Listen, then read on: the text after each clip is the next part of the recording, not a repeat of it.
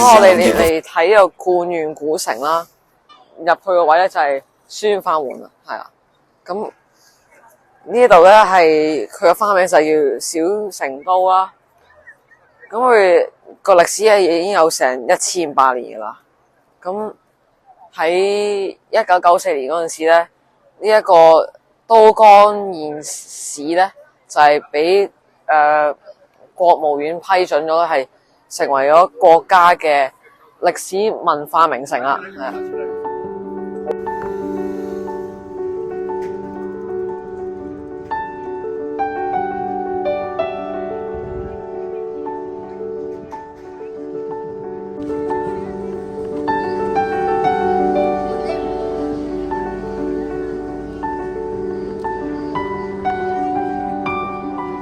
咁我哋有呢個南橋啦，咁我哋都係嗰個城裏面嘅。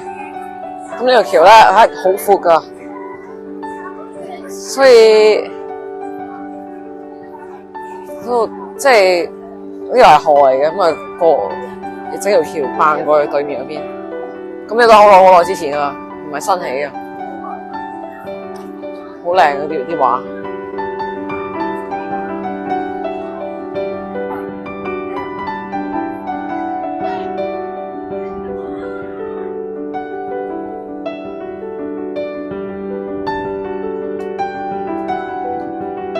觸角啊！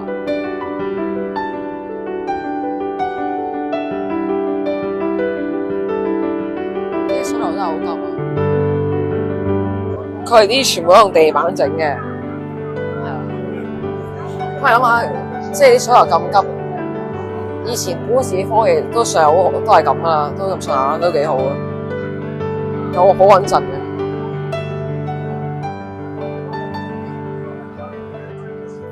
好啦，咁我哋沿住條河咁樣行啦，呢個係濮陽河啦。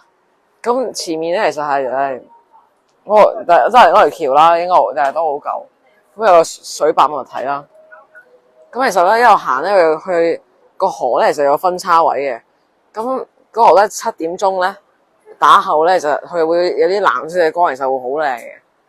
不過咧我哋又唔會等到咁耐，幾個鐘咁樣，所以我哋行過睇下算㗎。好啦，咁呢個就係都江堰啦。咁其實佢呢一個河咧，其實佢係你見到其實佢係人工做嘅。咁以前咧應該太多泛濫啦，即係太多水浸，所以佢哋就整咗水利工程，就咁樣整得好靚咯。咁嗰度咧7點鐘好靚嗰個位咧，其實係叫做藍眼淚。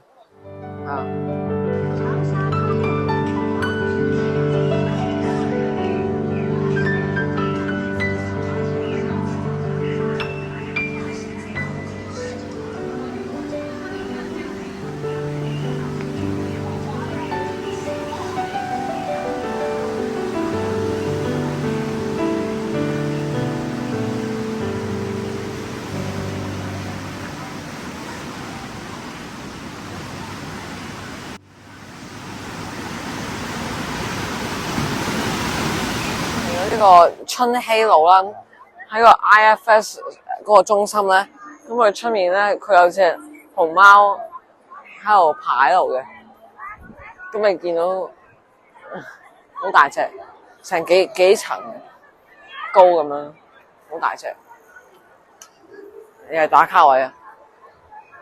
咁嘅春熙路咧都係有好多嘢食啦，都係即係商貿中心咯，係。金融中心，咁好多嘢食，好多地方去玩嘅，又有火鍋又食。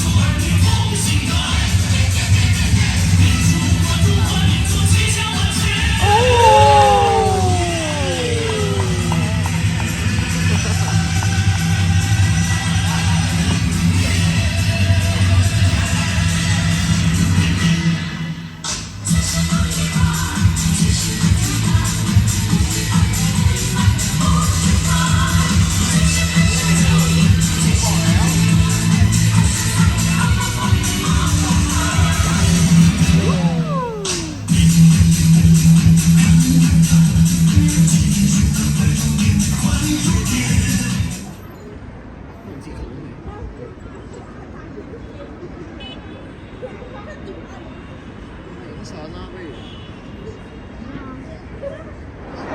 好，咁呢個係夜晚嘅春熙路，見到係真係好繁忙，好多車，同埋着晒燈好靚，另外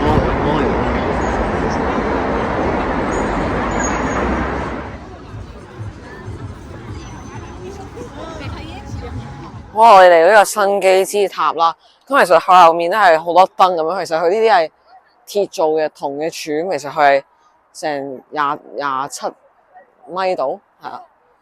咁其實佢係10點鐘就閂燈啦，所以咧要把握時間，得翻1分鐘啊！好，快影，好靚啊！